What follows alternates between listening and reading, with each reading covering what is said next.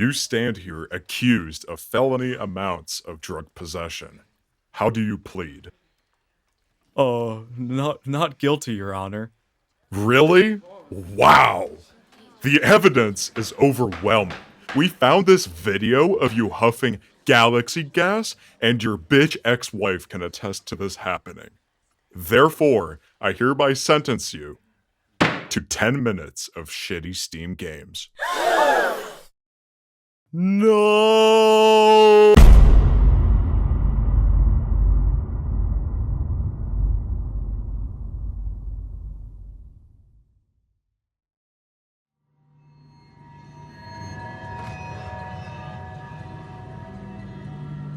Crows is the first game we're going to be looking at.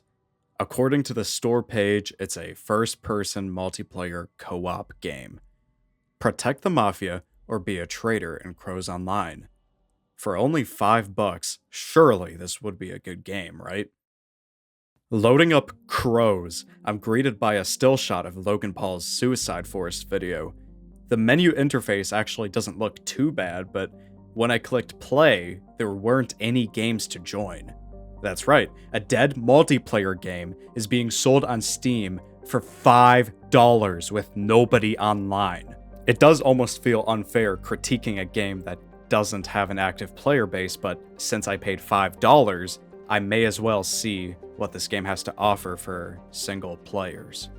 Starting the game without a tutorial left me in a rainy forest with no clue on what I'm supposed to do. There was a vault nearby that was locked. Whoa, whoa, whoa, whoa, whoa, whoa, whoa, whoa, whoa, whoa, whoa. What did Tim just say? There was a vault nearby. There was a vault nearby. The vault nearby. Actually, Tim, that is a safe and not a vault. Shut up. Just shut up. We're moving on. And the only way to open it was to collect 6 of these triangle things. With only 6 minutes left on the clock, I kept my eyes on the muddy path ahead of me, opening crates and collecting those triangle things. And yes, that's basically the entire game.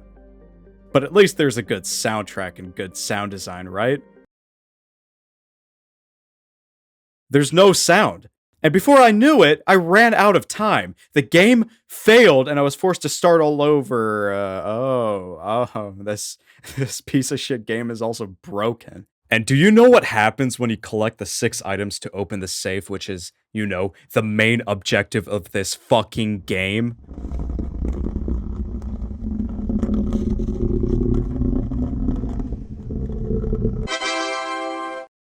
You've got to be kidding me. You can make the argument that this game is probably better played with friends, but then again, why is this game being sold on Steam if the game is dead? Moving on. Have you ever wanted to play Rust without spending $40 on Rust?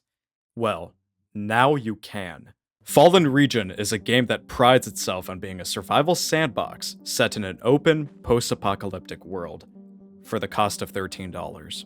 Is Fallen Region a knockoff of Rust? Yes! But does that make Fallen Region a bad game? The game starts by placing you, generic white dude, next to an empty road.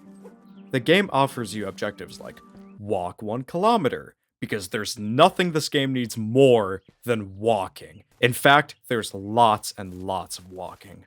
But at least this game has objectives. Besides walking, this game also offers other revolutionary features such as being able to cut down trees, loot abandoned cars, and build houses. This is truly some groundbreaking stuff because, in the last 20 years of gaming, we've definitely never seen games with this kind of gameplay before. Copied game mechanics aside, there isn't really anything special about this game. In fact, it is boring, so let me summarize everything that happened.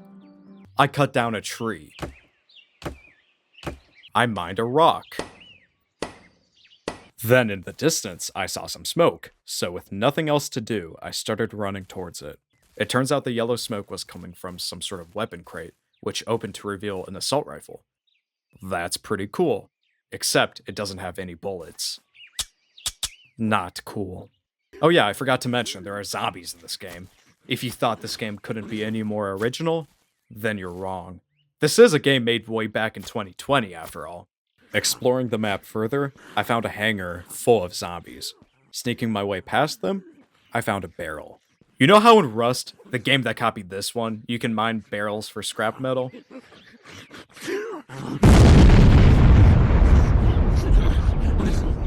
It's actually baffling how many people try to directly rip off currently existing games. Games that are way more polished and actually have things to do in them. Every other game I've reviewed so far at least attempts to add their own sort of twist to their copycat games.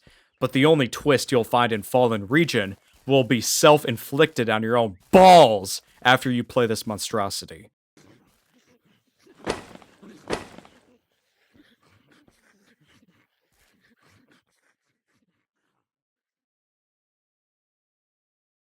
I'll keep this section short, and you'll see why in a bit. Island Combat is a game where you shoot enemies. That's basically the entire game. Island Combat offers you two different types of weapons, an assault rifle and a shotgun. You can also turn on slow motion. I will admit, this isn't the worst combat I've seen in a video game ever, but while playing it through, I couldn't help but feel that this game ripped its assets from the internet somewhere. I mean, just look at the way this gun reloads. And the CryEngine loading screen. And this random-ass NPC just standing in the middle of nowhere. There is nothing else I can say about this game, other than the fact that it's only 99 cents on Steam. At least the price isn't insulting.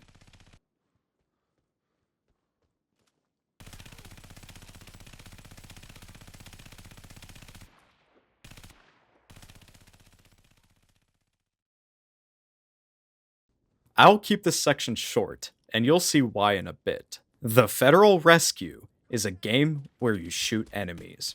That's basically the entire game. The Federal Rescue offers you two different types of weapons, an assault rifle and a sniper. I know the left side of the screen says there's also a shotgun, but I could not for the life of me equip it.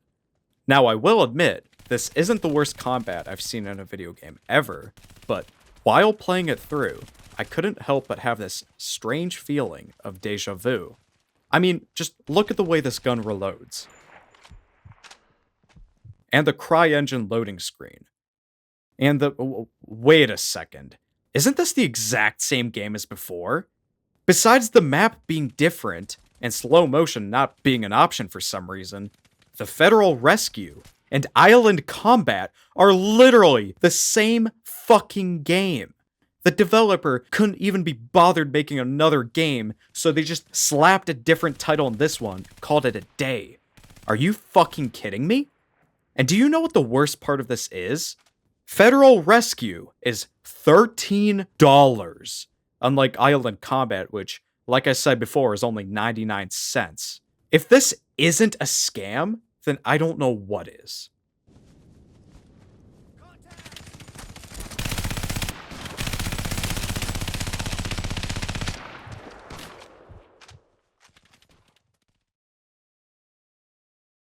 If there's one thing I enjoy most about video games, it's that they are one of the best mediums of storytelling ever because of the immersive experiences that they offer. It allows players to actively participate in the narrative, make meaningful choices that impact the outcome, and also just fuck shit up. Video games allow developers to put the player in their minds, shaping the experience exactly as they imagined.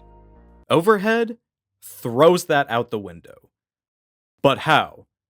The game starts with you waking up in a cryo chamber. As you step out, documents reveal that you've been locked in the underground lab for over 100 years.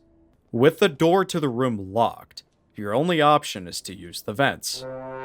Crawling out the vents, you find a dead man. You would think that with the tone and atmosphere this game is trying to set, this would be a captivating horror game with jump scares, right? No. To be honest, this game is just boring. All you do is explore hallways, collect keycards, and read documents that reveal parts of the backstory. It's about as cliche as post-apocalyptic games can get. You can also find scary things, such as blood, dead bodies, and an anus on the wall. No, seriously, what the fuck is that? You know what really got me though? The one thing that almost made me close the game and never touch my computer again? Near the end of my playthrough, I was supposed to enter a fumigated server room to reactivate the main elevator or something. In the server room, there was a hologram of a woman. And yeah, she's naked. And while I was restarting the servers, this happened. Do you enjoy oral sex? I have the ability to cause intense pleasure. My lips are soft, a very comfortable fiber to suck the human penis. Do you want? Approach and wait for 15 seconds while I carry the tissues.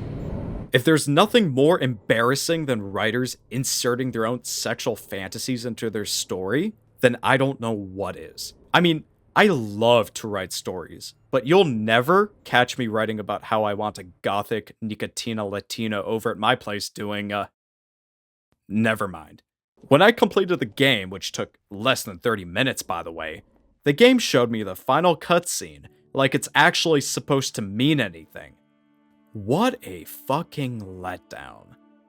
While this game did clearly have some effort put into it, Overhead is unfortunately the most disappointing game in this list, being underdeveloped both gameplay and narrative-wise. There was a lot of potential to have some good horror sequences, but Overhead fails to deliver on that. And for those reasons, Overhead is the worst game on this list.